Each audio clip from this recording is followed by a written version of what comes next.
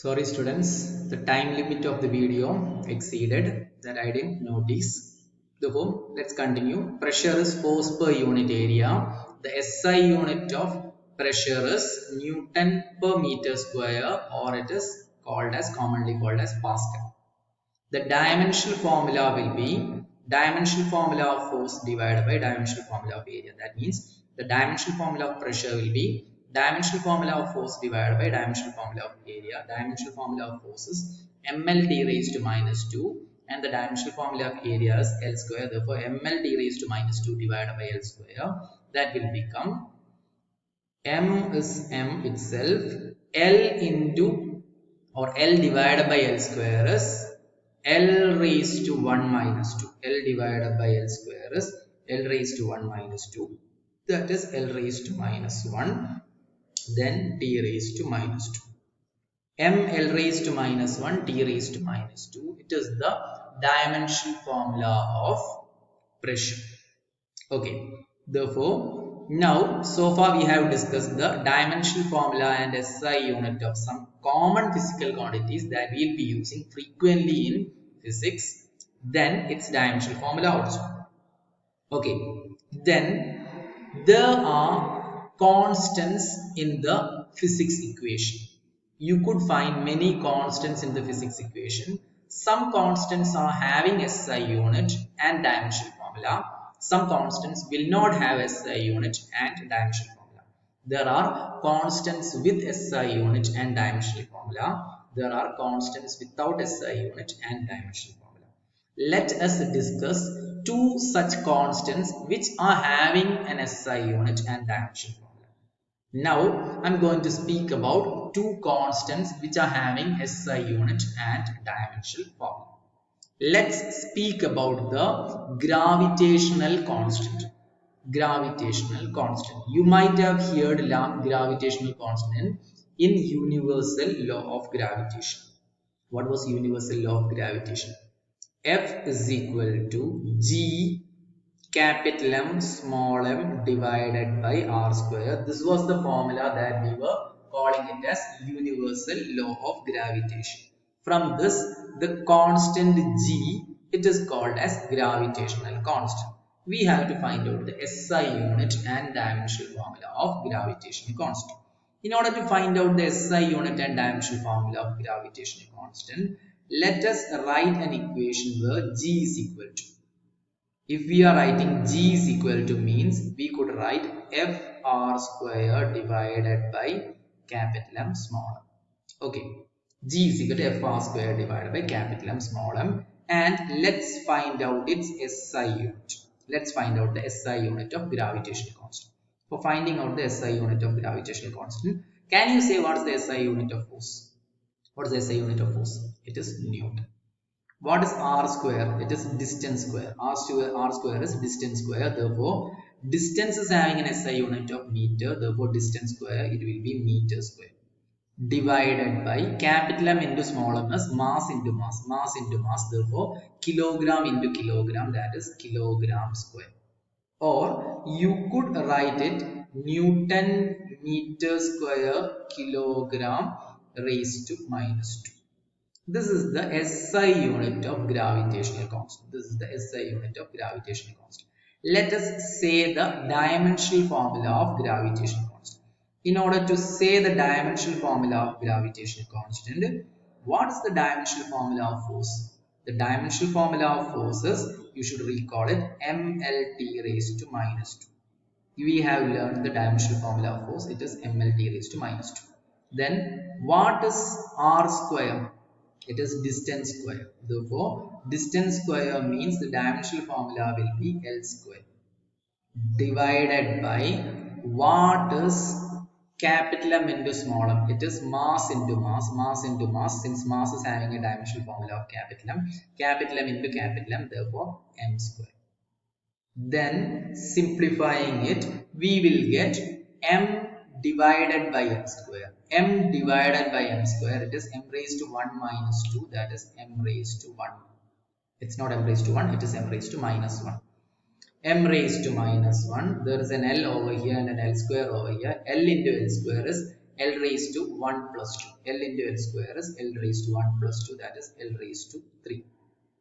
Then there is a t raised to minus 2.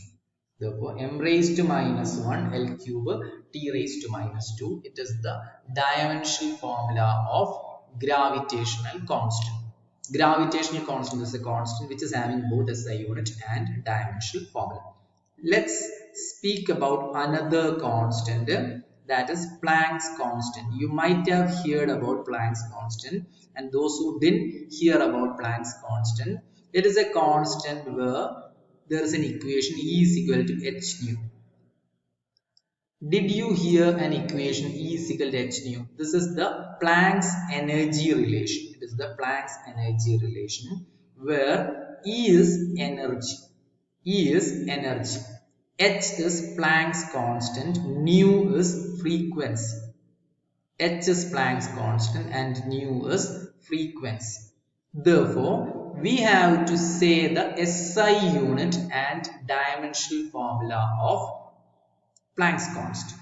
In order to say the SI unit and dimensional formula of Planck's constant, let's understand what is frequency.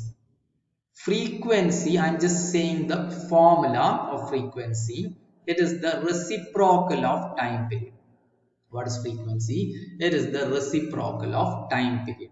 Therefore, frequency is having an SI unit of second raised to minus 1, and it is commonly denoted by another SI unit, that is Hertz.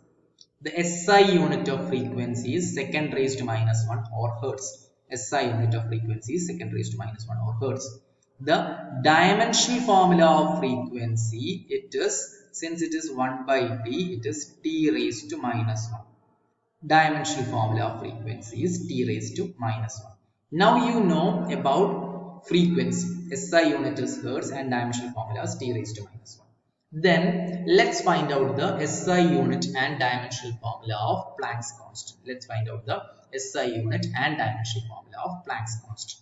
In order to find out the SI unit and dimensional formula, let me write E is equal to h nu means I could write h is equal to E by nu.